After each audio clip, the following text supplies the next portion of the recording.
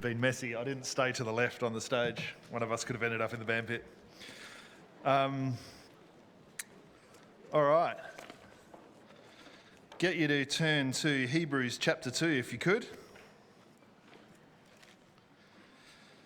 Just going to two books today. I've got two books and one simple analogy. So we're going to go to Hebrews, we're going to go to Colossians, and we're going to talk about undercurrents and waterfalls. It's sort of an analogy I talked about with the youngies a while ago, but it's kind of been thinking about it again a bit recently. And I don't know if Jasmine, if you can chuck up that no swimming past this point. Have you got that? I got a couple of pictures that will help illustrate this point. Who's ever been to a river and seen one of these signs? Yeah? And I guess I'd like you to imagine that you're swimming in the river and where you see this sign. And if you've ever swum in water holes in parts of Australia where they actually have fresh water flowing, we're a bit dry here, but there's some nice water holes in other parts.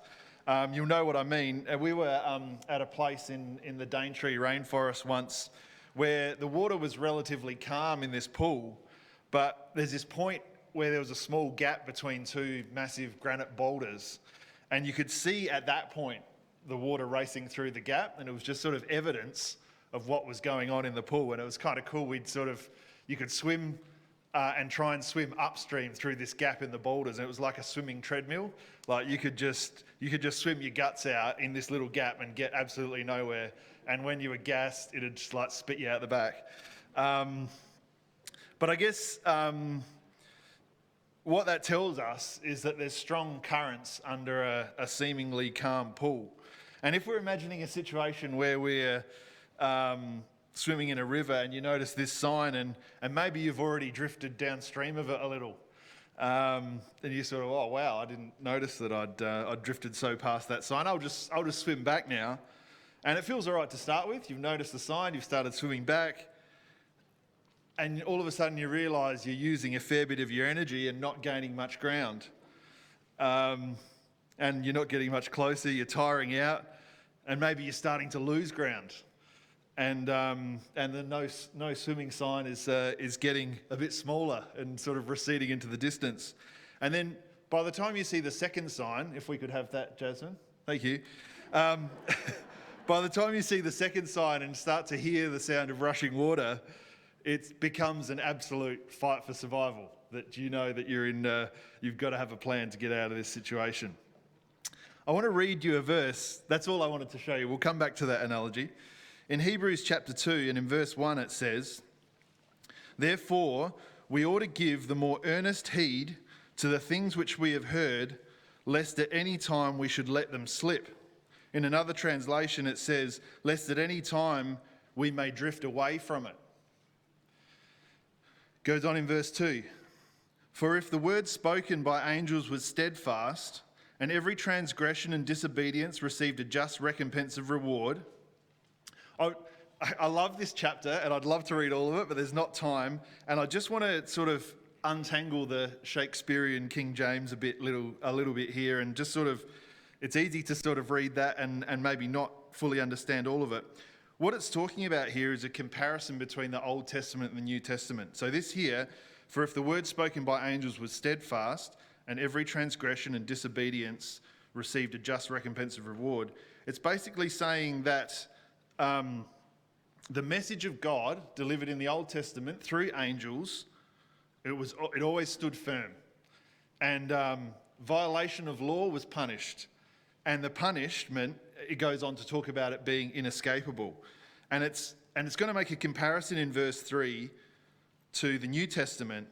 And it says here, "How shall we escape if we neglect so great salvation, which at the first began to be spoken by the Lord and was confirmed unto us by them that heard him?" So it's saying this is not the message from angels in the Old Testament. This is a word, it's making a comparison saying the word has actually been delivered to us by Jesus Christ.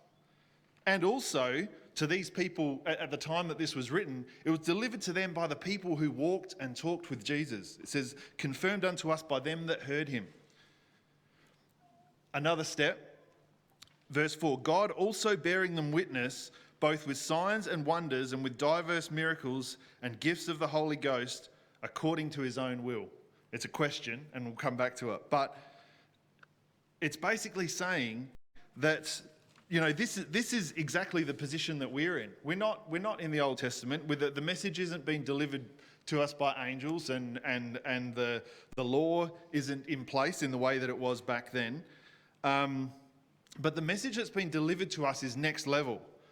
That it's been delivered by the Son of God, and that the word is delivered in here.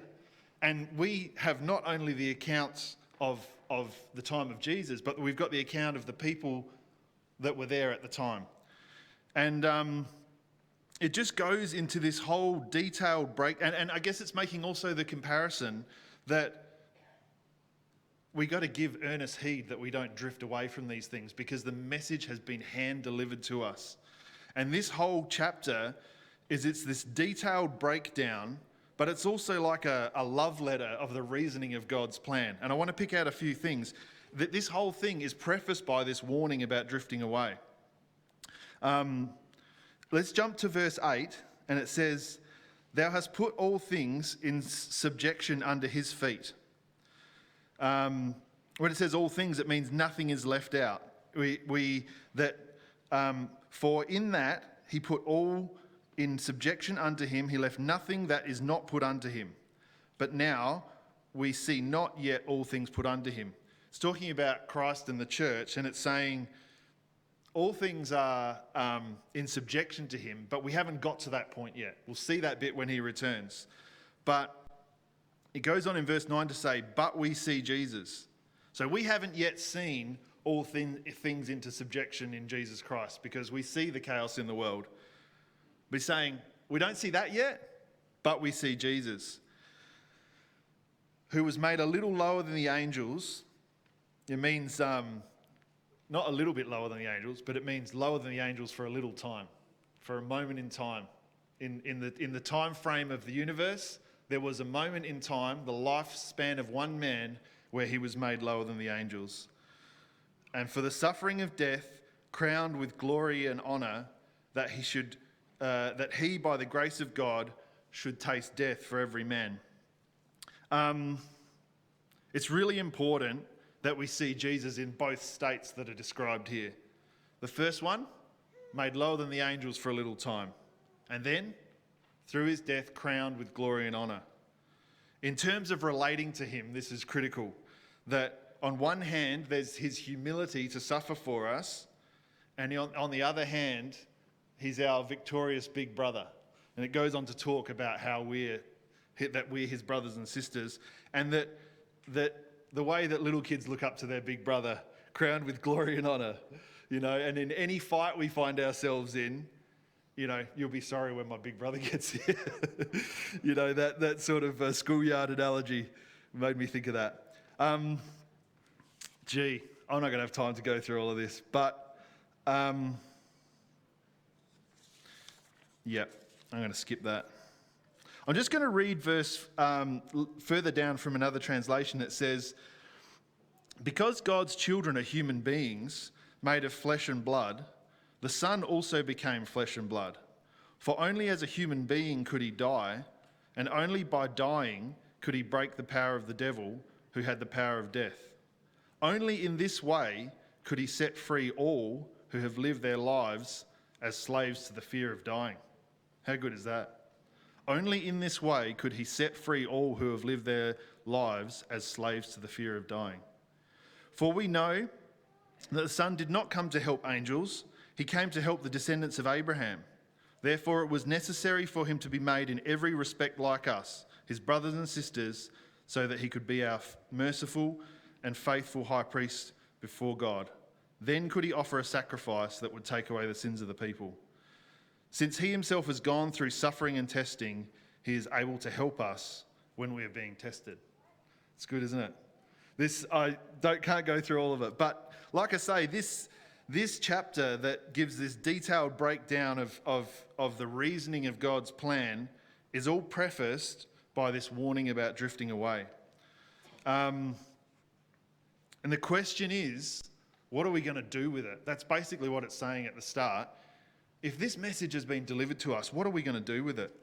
Don't let the importance of this be drowned out by us living our own natural lives. And just going back to the thought of undercurrents,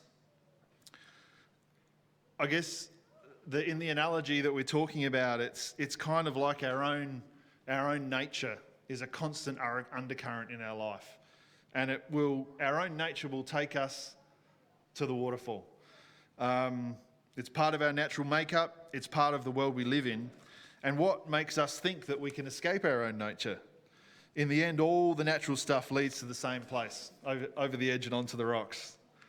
And I just wanted to think about what parts of that we allow in our life, what we feed ourselves with, that we would take the time to identify. And I'm not saying this to,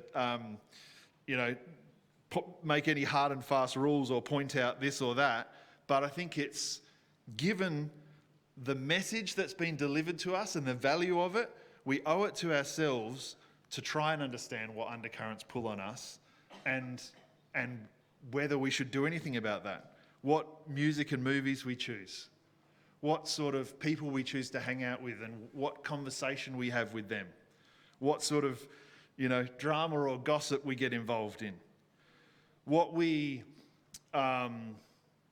Do we compromise ourselves with the things that we choose to give our likes to on social media? Do we compromise ourselves by where we put our tick of approval? I was in a conversation recently about school life and about how being strong, a strong Christian, strong in the Lord. The comment that was made at the time was just that maybe that should make life easier. But it's actually harder in some ways to be strong in the Lord at school. And I want to qualify but being a Spirit-filled Christian at school is possibly one of the hardest things that you'll ever do. It's a pressure cooker of teenage emotion and chaos. And I know that many people have been through that, Spirit-filled. And I guess when I talk about easy and hard, the easiest thing to be at school is to be like everyone else. And that is the easiest road. You just relax, you let the undercurrent of your own nature take you downstream and see what that achieves. It does not achieve anything good. The fruit from that is bad, and once you've allowed enough of that chaos in, and the current's strong enough, it's going to take an almighty effort to fight your way back from the point of no return. And I rejoice in the saints, that have emerged from that fiery crucible. I don't know what people in the world think about us talking about it like this, but it truly is such a vital and often a turning point for people in their walk in the Lord, for young people who've received the Spirit and have to make those stands. And not just that I rejoice in it, that we rejoice in it, but in 1 Peter 1, it talks about how the trial of our faith is more precious than gold. So God takes the most precious thing that we can imagine and says, you come out the other side, more precious. Let's go to Colossians. It made me think of the quote, I think it's from Theodore Roosevelt, that says, nothing worth having comes easy. And I think we do find that we can apply that to our spiritual life, that it actually requires work to apply God's principles in our life and to choose the leading of the Holy Spirit over the natural undercurrent. And the world offers everything, makes it look so easy. It calls you to a destination. But when you get there, as many people have, they realise it's just an empty promise, and it's that leaves people's souls unfulfilled. Just before we read Colossians, I was just going to make one more point about school that also came from this conversation about being Spirit-filled at school.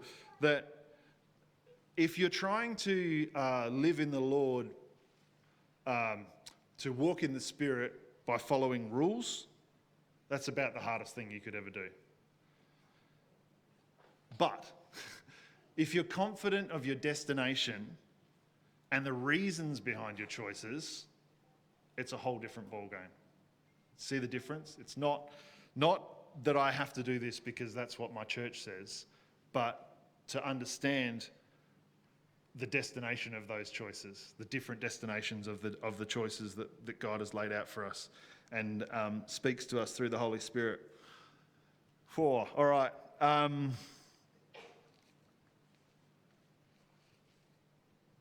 No, I'm gonna leave that one. Another comment that a brother made to me recently was about choosing your hard. I hadn't heard it before, but it's basically talking about, you might have, which version of something difficult you'd prefer, is basically what it's saying. So if we talk about two different hards here, maybe it's hard to summon the courage to talk to your brother and say, I'm worried about your choices. I'm worried about where this leads. That's hard. And on the other hand, it's also hard to see your brother lose his salvation and know that maybe you could have said something earlier to help. So, you need to choose one, and we need to choose which hard thing to do, which one is better in the end. And we can go to a whole lot of Bible stories about people choosing one hard thing over another. Job, Moses, Abraham. I don't have time to go into them all. Let's go to, I'm going to leave Colossians 3. We'll go to Hebrews 5.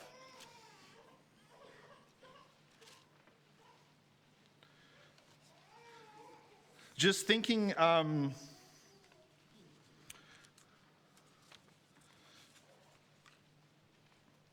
just read the verse first. Hebrews 5 verse 12 says, For when for the time ye ought to be teachers, ye have need that one teach you again, which be the first principles of the oracles of God, and are become such as have need of milk and not of strong meat. I just wanted to think a bit about where we want to get to in our walk in the Lord.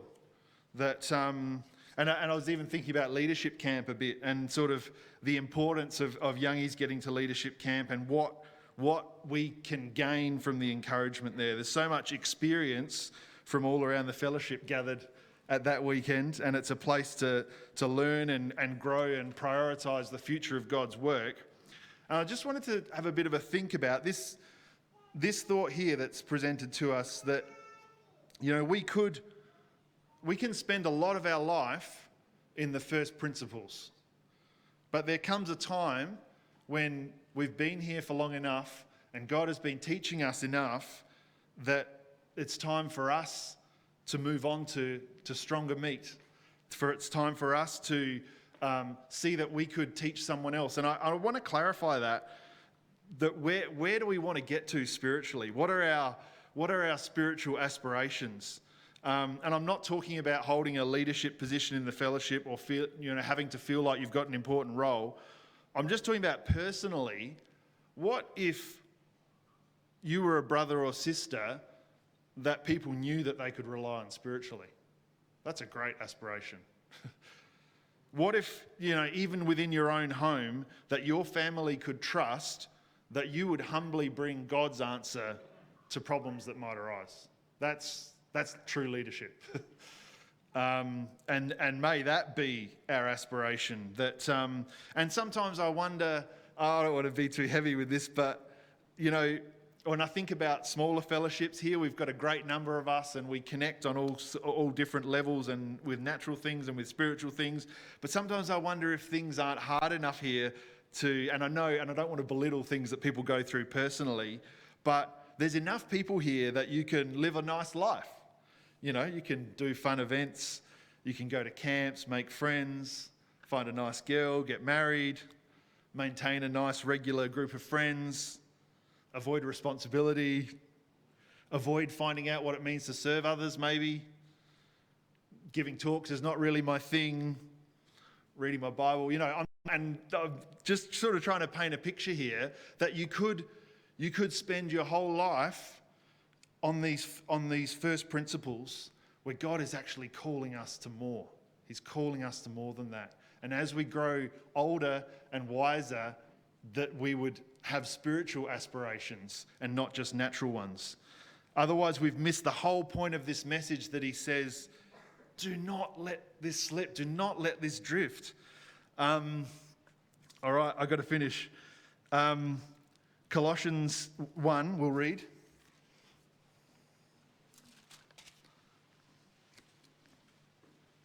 I was going to talk about how work is required to work against the natural undercurrents. It takes work to serve others. It takes work to overcome our shortcomings through the Holy Spirit. It takes work to forgive people who've wronged you. It takes work to take and understand God's correction. But what an honour to take, that God would take the time to tell you how to do something better. What an honour. And those things take work. The natural undercurrent will tell us to not serve others, will tell us to not overcome our shortcomings. I'm just the way I am. Will tell us not to forgive people. You get the picture.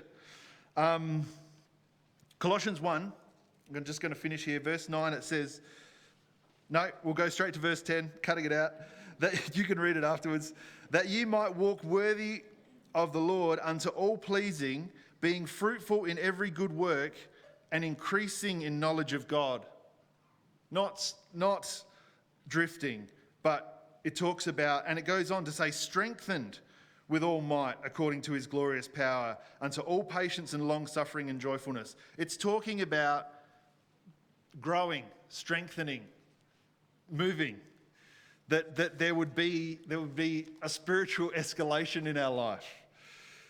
And Paul's writing here to these brothers and sisters, his desire was that they would grow and increase and strengthen. I'm just going to finish with that analogy again. Why is the first sign there? No swimming past this point. It's because once you get past that point, you've only got two options. You've got to give up and go off the edge, or you've got to put 100% of your effort into being back where you're supposed to be. And you're no help to anyone. You're just trying to keep your own walk on track. And we can end up completely at the mercy of the undercurrents of the things we've allowed in our life. So the sign's there for a reason. God's assessed the danger and put the sign there as a service to our soul. He's shown us exactly where he wants us to be, in the calm, clear pool at the top of the mountain, and not drifting along obliviously, but making deliberate and diligent choices, growing, learning and strengthening, being fruitful. And all the people said,